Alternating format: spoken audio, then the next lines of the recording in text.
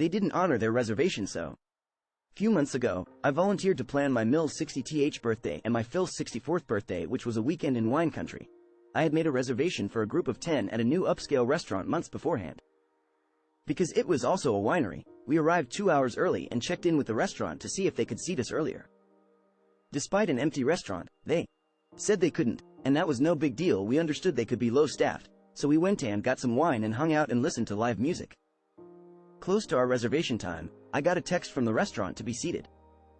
It was beginning to rain. We walked over to the hostess. She informed us that because it was raining, and because our table was outdoors, that they would not be able to seat us tonight. As calmly as I could, I explained to them that I have had a reservation for months. I've been here for 2 hours, and I was not told that my reservation was for an outdoor table or subject to rain. There was no indoor-outdoor option. I explained to them that it was for a 60th and 64th birthday party. I asked if they could split us up between tables, and they just kept saying that there was nothing they could do, and that it wasn't their fault, because we can't control the weather. I snapped a little and said sharply, well, what you could have done was not reserve out a table to a large party that you could not guarantee. The manager just shrugged. We left, and because it was a Saturday at 6 p.m., there was no way we were getting a seat at another restaurant. I had to go to the grocery store and cook a full meal for 10 people. I emailed the manager to ask them if there was anything they could comp because our experience was so terrible. I got no response after a week, so I made multiple Gmail accounts and left what was a fairly new restaurant 10 different one-star reviews. In the reviews, I said that you should never book this restaurant if you have a large party, how they did not try to find us a table at another restaurant, how they had 2 hours to fix their error, that they booked out a table they could not guarantee, that they didn't move a table undercover, which there was plenty, provide any comps or otherwise make any attempt to fix their error. They ended up with a 2-star drop in their Google rating because of my reviews. I left 1 review for every person that did not get a seat. Several days after I had posted, they reached out offering to comp a meal for my in-laws if our group took the reviews down, which I refused. Karens keep stealing from my garden. Got a property with a beautiful lawn, and it came with side garden running along the fence bordering the sidewalk, full of herbs like mint, lavender and oregano, some small carrots and other stuff. Quickly learned that several older ladies in the neighborhood felt entitled to my garden. They were reaching through the fence posts up to their shoulders, going as far as their arm could reach, grabbing what they could and fill their plastic bags.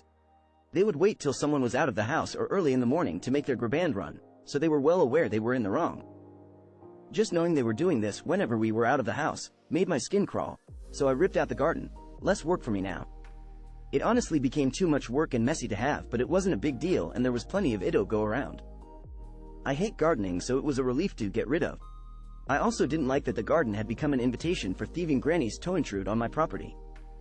I was planning on removing the garden eventually, but was not in a rush and didn't care enough. They just accelerated my plans to get rid of it all by fueling me with spite. And #X200B. If only they has asked and introduced themselves, I probably would have kept it a little longer. Sue, and #X200B. Edit. For the people getting mad at me for removing the garden, I do not like to garden, and I did not like this garden. It was in all honesty a hideous garden. It was poorly planned, jumbled together, messy with weeds everywhere, and even when cleaned it looked like horse shit. I have a black thumb, so I couldn't fix it if I tried. The garden had to go eventually.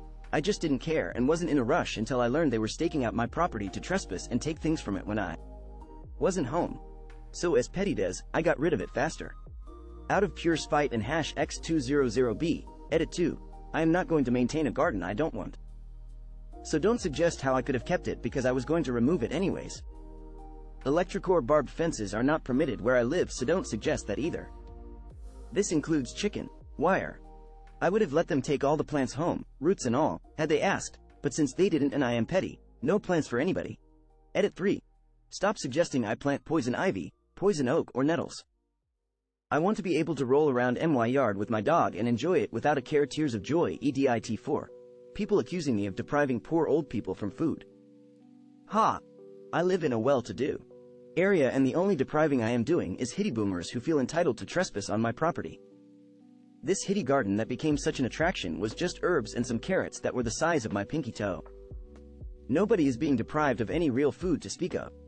For whatever reason, they just felt entitled to it. Ignored meth day I moved in, damaged my fence and planned their trespassing excursions when I left the house. Edit 5. People upset that this was boring. It's supposed to be. It's petty, i.e. small and trivial. I am not going out of my way, drop a lot of money, or waste my time to plan an elaborate revenge. I am just going to be petty. Turn me into family gossip, pay the price. My grandma has been at it again. This time she decided to blab about some recent medical issues I've had to several family members who I don't speak to and who have zero business knowing about this. I told her it was not okay for her to do that. She got offended and started telling other people I barely know about what's going on. In return, I accidentally sent a family email with screen shots of the nasty text she sent me after I asked her not to tell people what's going on. Bexuse, I'm still processing and I'm not ready for everyone talk now. And the backlash was glorious. She's been disinvited from 3 family BBQs, 5 church functions, and her sister-in-law called her and chewed her SS like a pit bull with a bone. A bully and a nightmare to deal with, and you want to apply to my company? I had a boss that made people walk on eggshells, and Dodd made at least 2 girls cry because of how mean they were. Employees quit because said boss can't control their temper despite the fact that said boss is actually incompetent and likes to act like they're a big deal.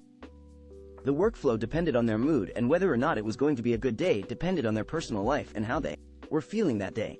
If you were having a good day, it was ruined because boss wasn't having a good day, and so no one else was supposed to either. Very disrespectful and unprofessional, and not fit to be in any type of leadership position. Fast forward to when I got a new job, said ex-boss applied for the same company that I work for. I warned everyone under the sun about them, and sure, everyone in the interview process knew about their sins. I was elated when I found out they didn't get the job. Turns out because I gave the warning about the ex-boss's defective personality, they focused on those traits and asked questions relating to them to see how ex-boss reacted. Ex-boss evaded answers and appeared to be disingenuous, so I identified the red flags and went with my testimony.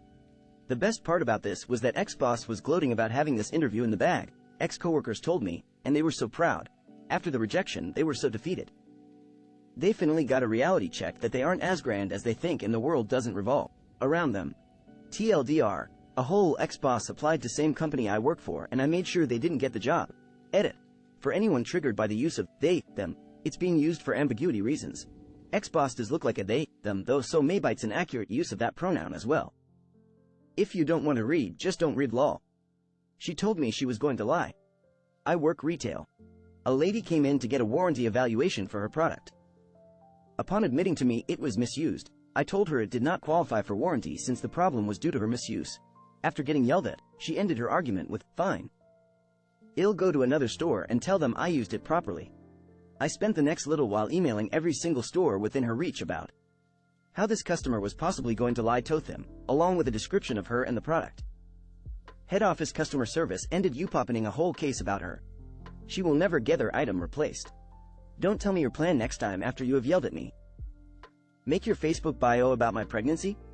Okay, now it's viral how rancid you are. Alright, so my sister-in-law, husband's brother's wife, has really not liked me for some time now. It started with gossip while being fake nice to my face. When we found out, we told her off and she hasn't let it go. A couple years ago we announced our first pregnancy and she went around gossiping about that, so I decided with this next pregnancy to wait till I'm 20 weeks, halfway, to announce. To hopefully reduce the chances of something so asinine happening.